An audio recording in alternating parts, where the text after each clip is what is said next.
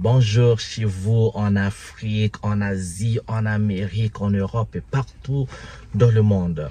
Je vous souhaite le bienvenu ou la bienvenue sur notre chaîne, votre chaîne en Afrique et en diaspora. Ok, on va faire encore un tour du côté de l'Ukraine. Avec toute cette situation entre la guerre Russie-Ukraine, mais on va particulièrement parler de la visite de Volodymyr Zelensky, le président de l'Ukraine, à Washington, aux États-Unis. Avant lui, il y a eu Emmanuel Macron, le président français, qui est passé par là.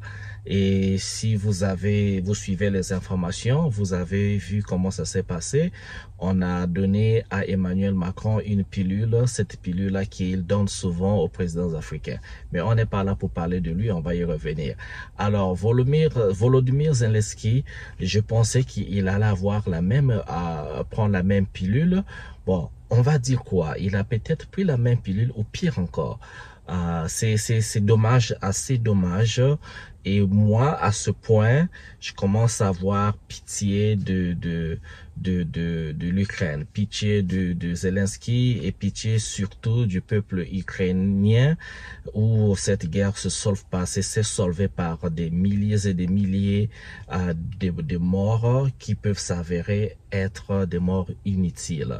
Et pourtant, nous le disions depuis le début que la Russie n'est pas petit garçon, comme on dit chez nous en Afrique. La Russie, c'est la deuxième puissance militaire du monde. Et c'est pas ce genre de pays qu'on va mettre à genoux aussi facilement.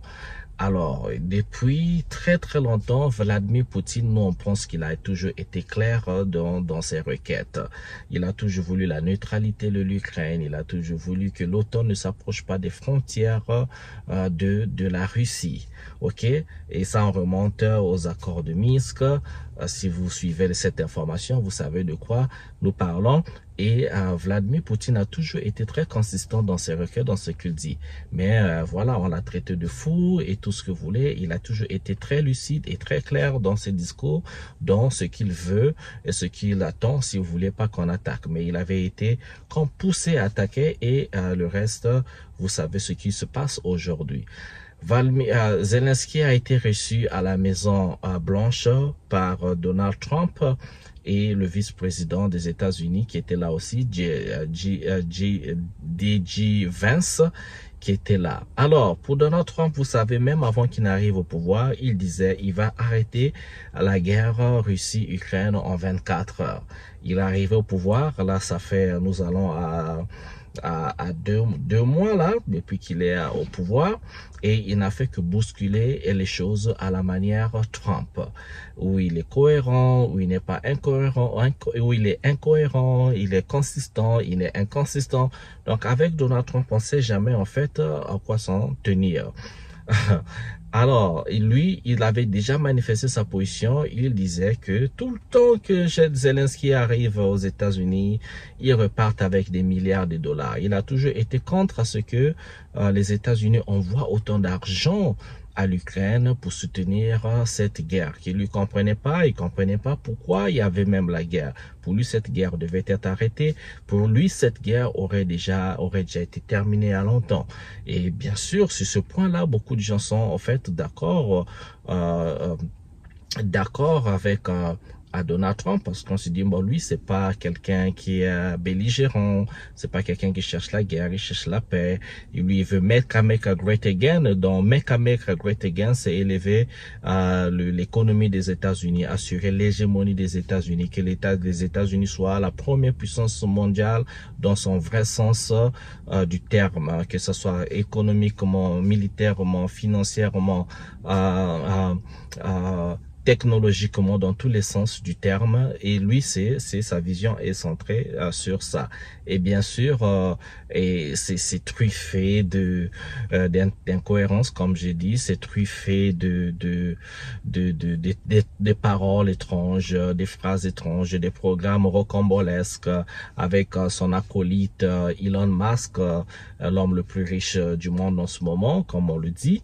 Et alors, les programmes qui sont en train de bousculer vraiment le gouvernement américain avec le programme qu'ils avaient implémenté qu'on appelle Doge, qui en anglais veut dire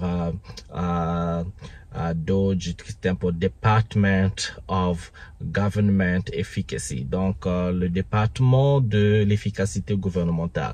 Et ils ont fermé le programme USAID, le programme qui octroyait beaucoup de subventions, beaucoup d'aides à l'international, en Afrique, en Amérique latine, en Asie, tout comme au Moyen-Orient. Donc le programme qui était plein de programmes assez rocambolesques qui étaient pour influencer, parce que certains programmes étaient visés à influencer la politique interne, bousculer la vie, le style de vie sociale de certains pays. Mais on reviendra encore sur cette liste de USAID, et donc ce département USAID, Donald Trump a carrément dismantelé le département.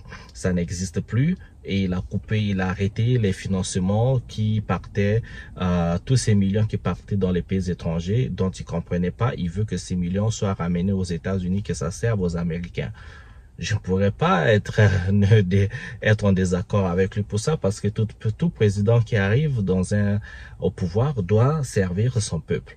Alors, pour revenir sur cette affaire de l'Ukraine, vous savez que les millions ont quitté, non même pas des millions, des milliards ont quitté les États-Unis pour aller soutenir la guerre soutenir l'Ukraine dans sa guerre contre la Russie. Les Européens se sont mis également pour soutenir l'Ukraine, mais les Américains ont été les plus grands donateurs. C'est eux qui ont donné des milliards et des milliards à un équivalent total de 350 milliards de dollars. C'est énorme, c'est beaucoup d'argent. Alors, comment est-ce que cet argent a été donné? Ça a été donné en forme d'aide en armement, donc l'équipement militaire, et aussi en cash. Bon, est-ce que si on fouille en réalité, est-ce que cet argent a réellement servi à ça, ou bien cet argent a servi à rendre des gens corrompus ukrainiens riches? Est-ce que cet argent aussi n'a pas servi, comme on a dit, money laundering, comme blanchiment d'argent? Ça veut dire que l'argent, le système mafia américain qui existe également, qui permet à ce qu'on envoie l'argent là-bas, mais l'argent va soit ne pas arriver à l'Ukraine, soit va arriver, mais après va retourner dans des comptes des individus dont on ne connaît pas ni les noms, ni les visages. Est-ce que c'est ça? Alors, au regard de cela, Donald Trump a été toujours furieux. Il dit non, c'est beaucoup d'argent. L'Ukraine doit payer, l'Ukraine doit ramener cet argent, doit juste rembourser cet argent, tout simplement. Donald Trump veut voir ça. Alors, pour aider l'Ukraine, Donald Trump a posé une grande condition. La grande condition, c'est que Volodymyr Zelensky doit signer pour la scission donc des minerais critiques de l'Ukraine aux États-Unis. Donc, les États-Unis doivent avoir accès à ces minéraux-là, à l'instar de l'uranium et du lithium. Donc, l'Ukraine a une grande réserve de lithium et de l'uranium. Lithium qui servira bien sûr son acolyte comme on l'appelle, Elon Musk, pour le développement de ces voitures électriques, parce que c'est une grande composante, et l'uranium, c'est toujours dans le développement des outils nucléaires, soit en armement, ça peut être l'outil militaire comme civil, on ne sait pas, mais vous savez, les États-Unis aiment se constituer des grandes réserves de tout. Les États-Unis pourraient devenir le pays qui aura une grande réserve de lithium, d'uranium, comme grande réserve de pétrole, de tout ce que l'Ukraine peut posséder. Donc, en somme toute, Donald Trump pose la condition à Volodymyr Zelensky de céder donc l'exploitation de ces terres aux États-Unis. Et ça, c'est sans condition. C'est en quelque sorte comme s'il demandait à Zelensky de vendre son pays. Alors, vous avez vu, d'abord, s'il vous plaît les gars, regardons rapidement la vidéo en quelques secondes de comment est-ce que le débat a été houleux et on revient faire un commentaire. Ok, à tout de suite. Trump. D'accord. Vous voulez que je dise des choses atroces sur Poutine et ensuite dire « Salut Vladimir, comment ça va? On s'en sort sur cet accord ?» Non, ça ne fonctionne pas comme ça. Je ne suis pas aligné avec Poutine ni avec qui que ce soit. Je suis aligné avec les États-Unis d'Amérique. Et je travaille pour le bien du monde. Je suis aligné avec les intérêts du monde et je veux passer à autre chose. Vous voyez toute la haine qu'il a contre Poutine. C'est difficile pour moi de trouver un accord avec autant de haine. Donc je comprends bien.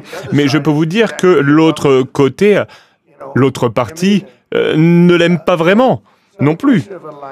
Donc, sur cette question d'alignement, je dois dire que je suis aligné avec les intérêts du monde. Je veux passer à autre chose, je veux régler ce conflit. Je suis aligné avec les intérêts de l'Europe. Je veux voir si on peut réussir cet accord. Vous voulez que je sois dur? Je peux être plus dur que qui que ce soit. Je peux être tellement dur. Mais on n'aura jamais un accord comme ça. Donc voilà comment on avance. Une autre question. Oui, j'aimerais réagir.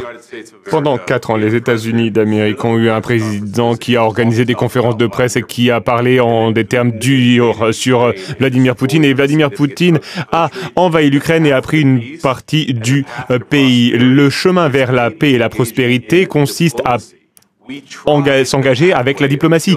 Nous avons essayé la technique de Biden de taper un petit peu sur son torse et dire que les mots étaient plus importants. Mais ce qui fait des États-Unis un bon pays, c'est que les États-Unis travaillent par voie diplomatique. Voilà ce que fait le président Trump.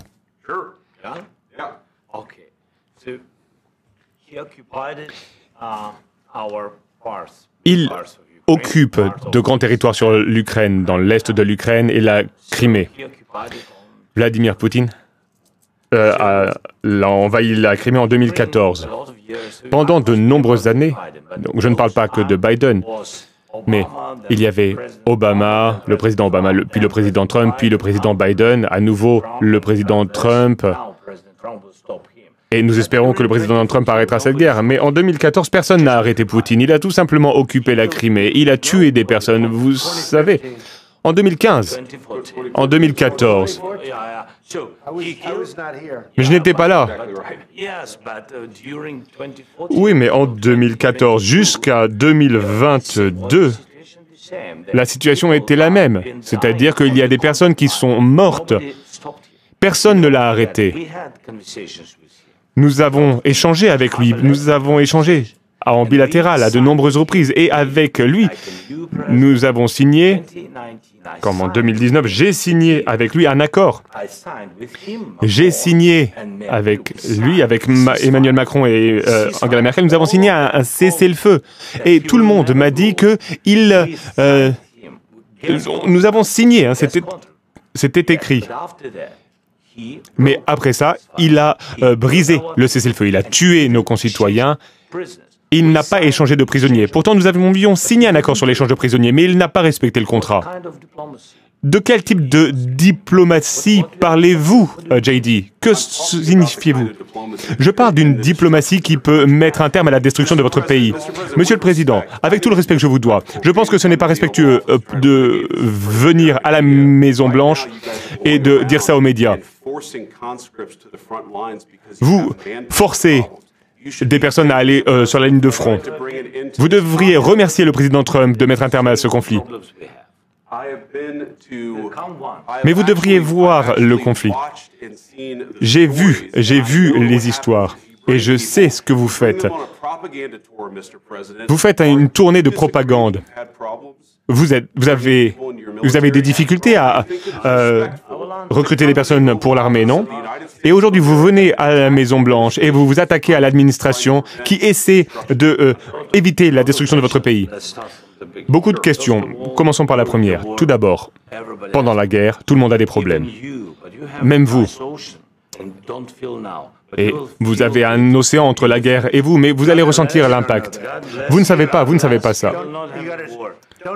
Non, ne nous dites pas ce que nous allons ressentir. Nous essayons de régler un problème. Ne nous dites pas ce que l'on va ressentir comme effet. Non, vous n'êtes pas en position de nous dire ça. C'est la première chose. Vous n'êtes pas du tout en position de dicter ce que nous allons ressentir ou les impacts que nous allons ressentir. Nous allons nous sentir très très bien. Nous allons nous sentir forts. Vous allez vous sentir influencé. Vous n'êtes pas en position pour le moment de dire quoi que ce soit. Vous n'êtes pas dans une bonne position aujourd'hui. Vous n'avez pas les cartes en main pour le moment. Grâce à nous, vous avez quelques cartes en main. Monsieur le Président, vous jouez avec la vie de millions de personnes, vous jouez avec la Troisième Guerre mondiale, vous risquez la Troisième Guerre mondiale. Et ce que vous faites est un manque de respect pour le pays, ce pays. Non, non, je vous respecte. Est-ce que vous avez dit merci au moins une fois? Dans cette réunion, durant cette réunion, est-ce que vous avez dit merci? Vous êtes allé en Pennsylvanie et vous avez fait campagne pour l'opposition au mois d'octobre. Donc au moins vous devriez exprimer de la gratitude envers les États-Unis et le président essaye de sauver votre pays. S'il vous plaît. Si vous parlez fort de la guerre, il ne parle pas fort. Il ne parle pas fort. Votre pays est en très grande difficulté. Est-ce que je peux parler? Non, non, non, non, vous ne parlez pas. Votre pays est en difficulté. Oui, je le sais. Vous ne gagnez pas. Vous ne gagnez pas. Vous avez une chance de vous en sortir grâce à nous. Monsieur le Président, nous sommes forts dans notre pays. Depuis le début de la guerre, nous avons été seuls et nous sommes reconnaissants. Vous n'avez pas été seul. Vous n'avez pas été seul. Nous vous avons donné 350 milliards de dollars. Nous vous avons donné de l'équipement militaire. Vos équipes sont courageuses. Mais si vous n'aviez pas notre équipement militaire, si vous n'aviez pas notre matériel militaire, cette guerre se serait terminée en 2 semaines. En quelques jours, oui, je l'ai entendu de la part de Poutine, en 3 jours. Peut-être moins, en 2 semaines. Eh bien oui, ça va être vraiment très difficile de faire des affaires comme ça. Vous devriez au moins dire merci. J'ai dit merci à de nombreuses reprises au peuple américain. Mais il y a un désaccord. Et il va falloir régler ces désaccords, ces différends, avant de parler et de dire des mensonges aux médias américains. Mais je pense qu'il est bon pour les Américains de voir ce qui se passe. Je pense que c'est très important. C'est pourquoi cet entretien dure aussi longtemps. Vous devez être reconnaissant. Vous n'avez pas les cartes en main. Vos concitoyens meurent, vous manquez de soldats, vous avez de moins en moins de soldats. Ce serait...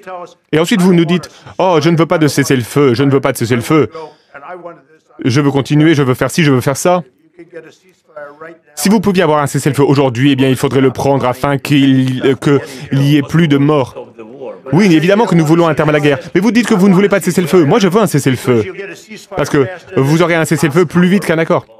Mais demandez l'avis de notre population sur un cessez-le-feu. C'est Biden qui n'est pas très intelligent. C'était avec Obama. Mais c'était votre président. C'était avec Obama qui vous a donné les... moi, je vous ai donné les Javelin pour vous attaquer à ces tanks. Obama vous a donné pratiquement rien.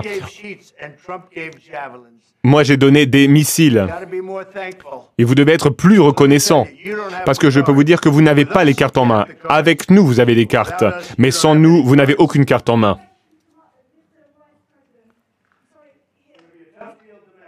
L'accord va être difficile à signer. Parce que les attitudes ont changé. Et si la Russie rompt le cessez-le-feu? Qu'allez-vous faire s'il y a une violation de la part de la Russie du cessez-le-feu? Qu'entendez-vous? Elle demande qu'est-ce qui va se passer si la Russie rompt le cessez-le-feu. Oui, ben, et si une bombe vous tombe sur la tête maintenant? Et s'il viole le cessez-le-feu? Ils l'ont violé avec Biden parce qu'il ne le respectait pas. Il me respecte, il respectait Obama. Je vais vous dire une chose, c'est que Poutine a traversé beaucoup de choses avec moi. Il y a eu une fausse chasse aux sorcières où il y avait toute cette histoire sur la Russie, l'influence russe sur mon élection. Il y a eu toutes ces arnaques avec Biden, avec Hillary, avec Adam Schiff. Il a traversé ça avec moi. Il a traversé tout cela. Et nous n'avons pas fini en guerre. Il a traversé tout ça. Il a été accusé de beaucoup de choses, mais il n'avait rien à voir avec tout cela. Nous avons vu l'affaire de Hunter Biden. C'était vraiment terrible tout ce qui s'est passé. Ensuite, on a parlé de l'ordinateur portable de Hunter Biden qui était rempli d'informations par la Russie, etc. Et Vladimir Poutine a été accusé de toutes ces choses alors qu'il n'avait rien fait. Tout ce que je peux dire, c'est ça. Il a peut-être violé des accords avec Obama, avec Bush, avec Biden. Il a fait, peut-être, peut-être pas, je ne sais pas ce qui s'est passé, mais en tout cas, il n'a pas rompu les accords qu'il a signés avec moi. Il veut un accord. Je ne sais pas si c'est possible d'avoir un accord, mais le problème aujourd'hui, c'est que je vous ai autonomisé pour que vous soyez dur. Et je ne pense pas que vous soyez dur sans les États-Unis. Et vos concitoyens sont très courageux.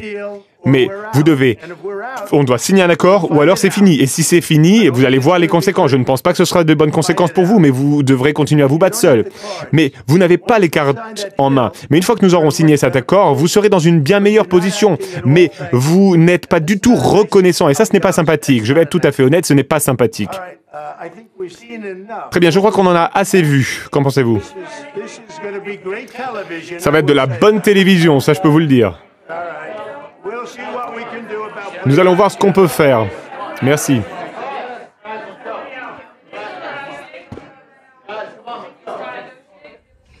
Voilà.